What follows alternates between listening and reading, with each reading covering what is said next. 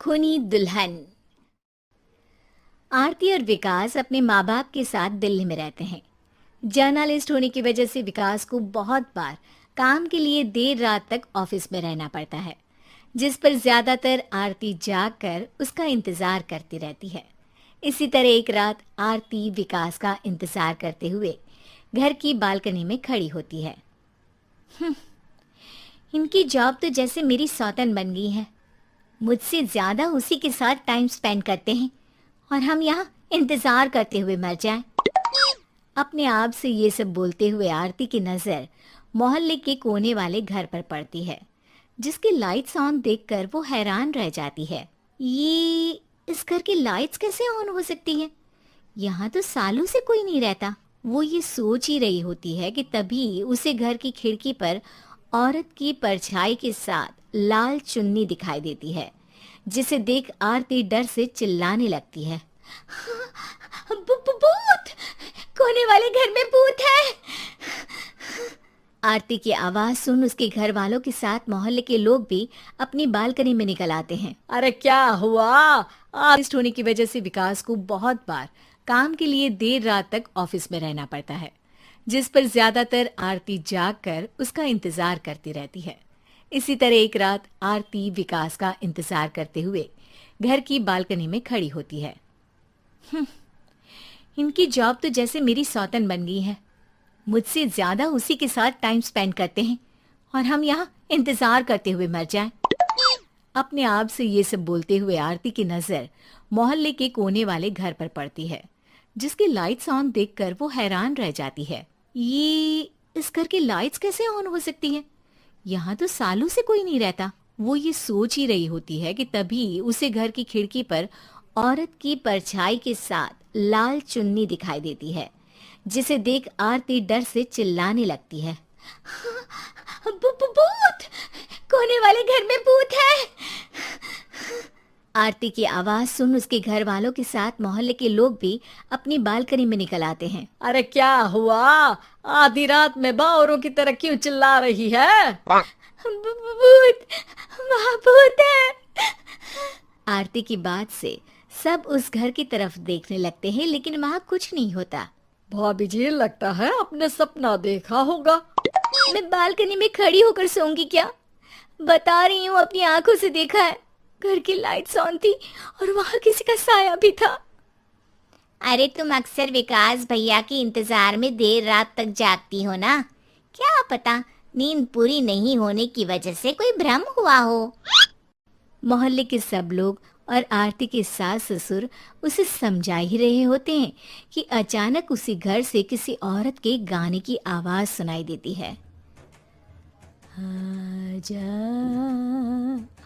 ओ मेरे प्रियतम, आजा। आवाज सुन सब हैरानी और कंफ्यूजन से उस घर की तरफ देखने लगते हैं कि तभी उन्हें लाल जोड़े में औरत का साया वहां दिखता है, जिसे देख पूरा मोहल्ला सकते में आ जाता है। अरे ये तो कोई दुल्हन है। अरे नहीं नहीं, भूत नहीं है। अरे फिर तो पक्का तेरी दुल्हन है। अरे नहीं नहीं, वो तो मायके गई है। हद है, पहले इससे निपट ले, बाद में इस पर डिस्कशन कर लेना। बड़ा भ्रम बोल रहे थे ना, अब फटी ना सबकी। और नहीं नहीं, मैं किसी से नहीं डरता भाभी जी। भूत जैसा कुछ नहीं होता। या तो इस घर के मालिक यहाँ आ गए हैं, या फिर किसी ने खाली घर देख कर कब्जा कर लिया है। हमें वहां जाकर देखना चाहिए। बात में लॉजिक मानकर सब बाहर इकट्ठा हो जाते हैं कि तभी विकास भी वहां पहुंच जाता है। क्या बात है? इतनी रात को पूरा मोहल्ला यहाँ कैसे? भूतिया दुल्हन की वजह से। क्या तुम्हारे अलावा भी कोई दुल्हन भूतिया हो सकती है? इस भूतनी का किस्सा निपटने दो, फिर तुम्हें अपनी भूतनी दिखाती हूँ। अब सारे लोग मिलकर विकास को पूरी बात बताते हैं, जिसे सुन वो भी उनके साथ जाने के लिए तैयार हो जाता है।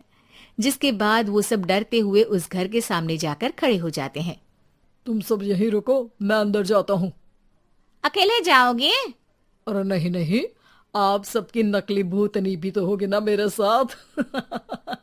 कैसा मजाक कर रहा है यार। रुक, मैं चलता हूँ साथ में। क्या मैं चलता हूँ?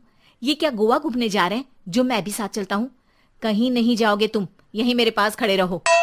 बहू सिचुएशन समझो। हाँ, घर जाकर सुना लेना। हे भगवान मम्मी, तुम किसकी मम्मी हो? ओ, इन्हें सब कुछ अभी करना है क्या? नहीं, यहाँ पंचायत बिठा देते हैं आपके परिवार के लिए। इस पर मामला शांत करके अब वो लोग इधर उधर से घर के अंदर झांकने की कोशिश करते हैं। उन्हें घर के अंदर लाल जोड़ा, सिंदूर और मंगलसूत्र के साथ चारों तरफ खून बिखरा हुआ दिखता है। इसे देखकर सबकी हवाइयां उड़ जाती है। भाई ये सब क्या है? अब तो मुझे भी डर लग रहा है। आ गए मरने, अब तुम्हें मुझसे कौन बचाएगा?